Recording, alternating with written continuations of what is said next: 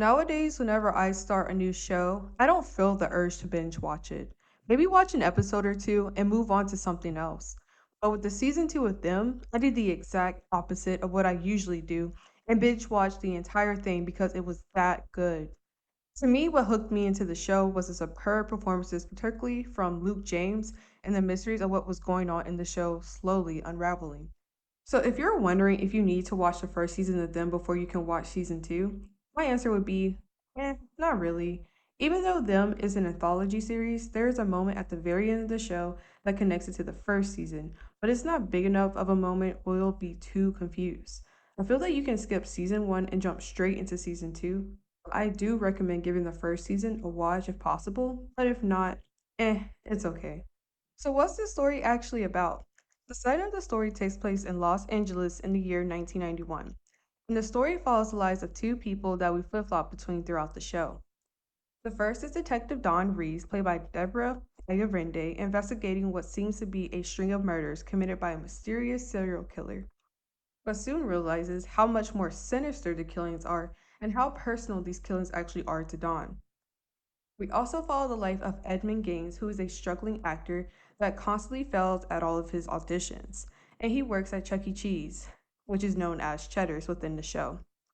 We watch him as he is clearly unhappy with his life and because of his childhood trauma that leads him down a disturbing path into darkness.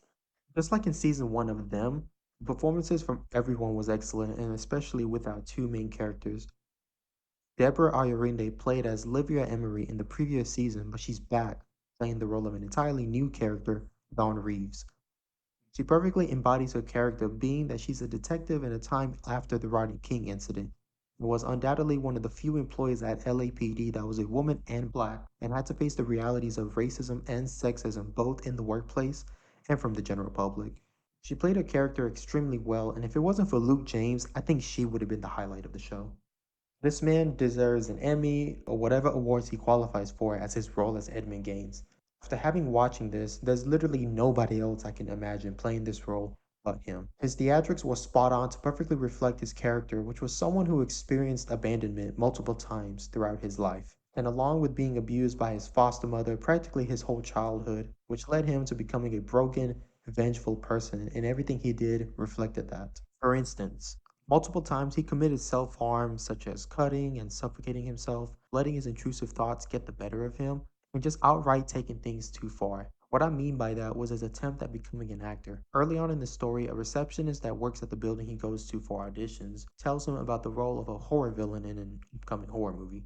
And in order to prepare for it, he watches multiple horror films and literally embodies the role of them, even showing up to the audition as a deranged looking person, scaring everyone that saw him, and he was scaring me as well. Luke James played the role of Edmund Gaines perfectly, and I truly hope he chooses to take on more roles like this in the future, whether it's in a horror film or another horror show. For this being his horror debut, he simply played this role way too well, and I truly believe he was the highlight of the season. Speculating on the supernatural side of the story, a supernatural spirit of some sort is referenced throughout the series as the man with the red hair. The red haired man is some sort of entity that took advantage of Edmund's trauma, and Edmund lets the spirit take on his physical form, and in turn, it allowed Edmund to take out his frustrations using the spirit's supernatural abilities on the various victims we saw throughout the show. And it wasn't until the end that we saw Dawn free Edmund from the spirit. I don't think the spirit died in the end, but it lost its attachment to Edmund, and I believe it is searching to find someone filled with as much trauma as Edmund. So you might wonder where exactly this spirit came from. I believe that the spirit was inside of Edmund's doll, Raggedy Andy, this entire time. Dawn and Edmund were twins given up by their birth mother to their foster mother, Miss Mott. She left them a Raggedy Ann and Andy doll, respectively. And surprisingly, their birth mother was actually the oldest daughter of the Emery family from season 1. From the events that unfolded, she was afraid for her children's future and safety from the supernatural, and she chose to give them up. But I believe that she unknowingly attached the supernatural to them by giving them the dolls. Raggedy Andy watched over Edmund, and I believe that the entity didn't reveal itself to him until Edmund was at his lowest. His family just seems to be cursed. You might be wondering about the victims Edmund targeted throughout the story, and here's why I believe he targeted them. Donovan, the cameraman, was his first victim, and all he did was laugh at Edmund's audition attempts, which goes back to Edmund taking things too far. Miss Mott abused Edmund and several foster children, and it was easy enough to see that this was a form of revenge. Dawn's adopted mother, Athena, was also a victim of revenge. She convinced Dawn that Edmund was her imaginary friend and tricked her into thinking that Edmund never existed, which of course angered him. The twin sisters, Soo-young and Soo-yeon, were victims simply because of jealousy. He watched as these twins loved each other, and this was something that Edmund was robbed of. Benito, on the other hand, was a victim out of sympathy. His older brother was sent back to Mexico by their grandmother, which reminded him of Dawn being taken away from him. Benito was a victim because he didn't want him going through life without his sibling like he did. The only victim I didn't particularly like was Curtis Manyard. The only reason I believe he was a victim was because he was similar to Miss Mott in the sense that they were responsible for the well being of a child, but instead neglected them. Miss Mott, in her case, was abusive, and Curtis was cooking drugs in front of his kid. I think this connection would have made more sense if Curtis was shown to be physically abusive, like Miss Mott. It didn't make much sense for Edmund to target him, at least in my opinion.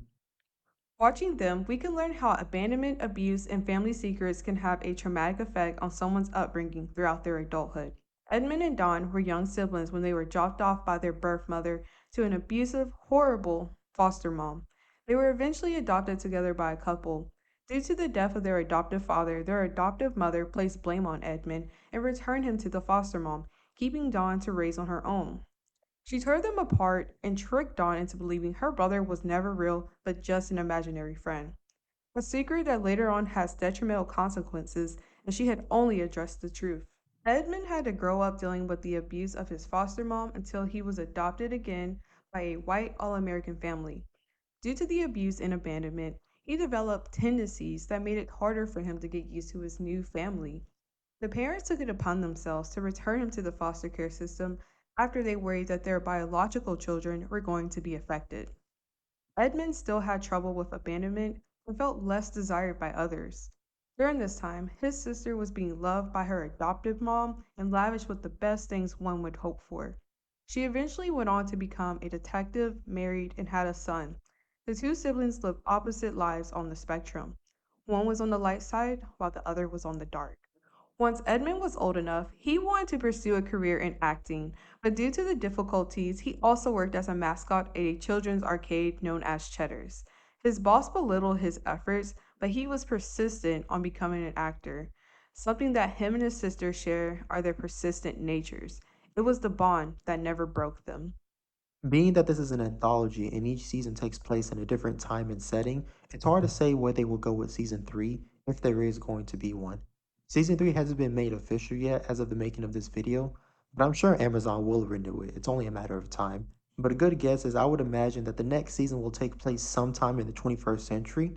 I imagine they want to keep this thing going by jumping forward in time between seasons until we're caught up with the present time. Overall, Them the Scare is a strong 9 out of 10. Despite this being a horror show, I didn't think it was that terrifying, and the only thing I believe was truly scary was Luke James' performance of Edmund spiraling into darkness. I would not want to be friends with him. What did you think of the show? Is there anything you disagree with? Make sure to like, comment, and subscribe. Bye!